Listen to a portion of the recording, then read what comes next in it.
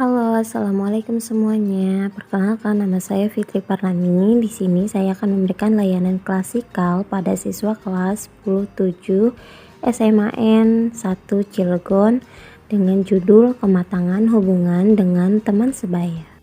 Adapun beberapa konten yang akan saya bahas, yang pertama ada macam-macam teman sebaya, yang kedua ada hubungan teman sebaya, dan yang ketiga ada membangun kerjasama. Baik, pada pembahasan pertama yaitu macam-macam teman sebaya. Menurut Harlock dalam Nisriana 2007 halaman 28-29 ada 5 macam kelompok teman sebaya dalam remaja, antara lain pertama ada teman dekat. Nah, biasanya remaja mempunyai 2 atau 3 orang teman dekat saja. Selanjutnya ada teman kecil, di mana kelompok ini biasanya terdiri dari kelompok teman-teman dekat. Selanjutnya ada kelompok besar, di mana kelompok besar terdiri dari beberapa kelompok kecil dan kelompok teman dekat. Berkembang dengan meningkatnya minat akan pesta dan berkencan.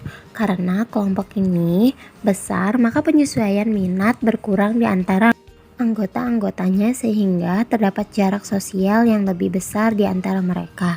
Selanjutnya ada kelompok terorganisasi, di mana kelompok pemuda yang dibina oleh orang dewasa dibentuk oleh sekolah dan organisasi masyarakat untuk memenuhi kebutuhan sosial para remaja yang tidak mempunyai kelompok besar.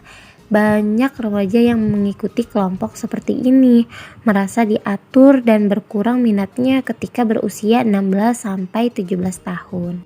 Nah, selanjutnya ada kelompok gang, di mana remaja yang tidak termasuk kelompok besar dan tidak merasa puas dengan kelompok yang terorganisasi mungkin akan mengikuti kelompok gang. Anggota biasanya terdiri dari anak-anak sejenis dan minat mereka melalui perilaku antisosial. Nah, berdasarkan pendapat di atas, kelompok teman sebaya terbagi menjadi 5 macam, yaitu teman dekat, teman kecil, kelompok besar, kelompok terorganisasi, dan kelompok gang. Remaja biasanya memiliki teman yang bisa dia percaya untuk bercerita tentang segala hal.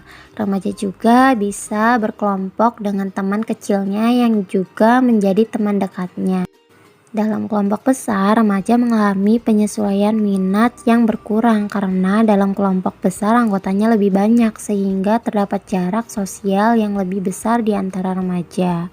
Pada kelompok terorganisasi, remaja bisa mengikuti kelompok seperti itu di lingkungan sekolah ataupun lingkungan masyarakat. Pada kelompok gang, identik dengan remaja yang melakukan perilaku antisosial. Selanjutnya ada pengaruh teman sebaya, di mana terdapat pengaruh positif dan pengaruh negatif. Yang pertama ada pengaruh positif yang dijelaskan oleh Kelly dan Hansen, diuraikan sebagai berikut. Yang pertama ada mengontrol impuls-impuls agresif. Yang kedua memperoleh dorongan emosional dan sosial. Yang ketiga ada meningkatkan sosial. Yang keempat, mengembangkan sikap terhadap seksualitas dan perilaku peran jenis kelamin. Anak belajar mengenal perilaku dan sikap yang mereka asosiasikan dengan menjadi laki-laki dan perempuan. Yang kelima, ada meningkatkan harga diri. Yang keenam, apabila dalam hidupnya individu memiliki kelompok sebaya, maka lebih siap menghadapi kehidupan yang akan datang. Yang ketujuh, individu dapat mengembangkan rasa solidaritas antar kawan. Yang kedelapan, apabila individu masuk dalam kelompok sebaya, setiap anggota akan membentuk masyarakat yang dapat direncanakan sesuai dengan kebudayaan yang mereka anggap baik. Yang kesembilan, setiap anggota dapat memperoleh kecakapan dan bakatnya. Kesepuluh, mendorong individu untuk bersifat mandiri. Dan kesebelas, menyalurkan perasaan dan pendapat demi kemajuan kelompok. Nah, selanjutnya ada pengaruh negatif pada teman sebaya. Desmita menjabarkan pengaruh negatif dari teman sebaya, di antaranya yang pertama ada anak yang ditolak atau diabaikan oleh teman sebayanya. Kedua, budaya dari teman sebaya bisa jadi merupakan suatu bentuk kejahatan yang merusak nilai dan kontrol orang tua. Yang ketiga, teman sebaya dapat mengenalkan anak-anak kepada hal-hal yang menyimpang seperti merokok, alkohol, narkoba, dan sebagainya. Oke, materi selanjutnya membangun kerjasama.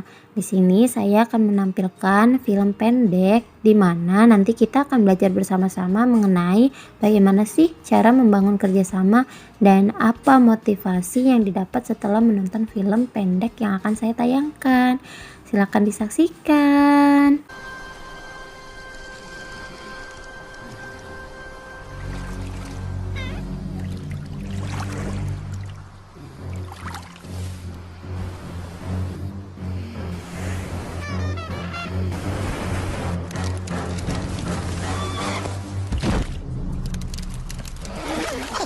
It's smarter to travel in groups.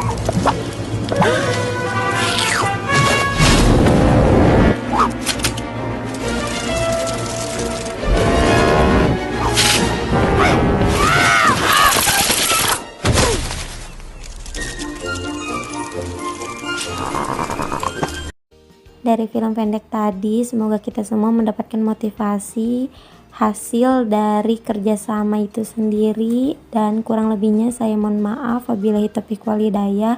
Wassalamualaikum warahmatullahi wabarakatuh.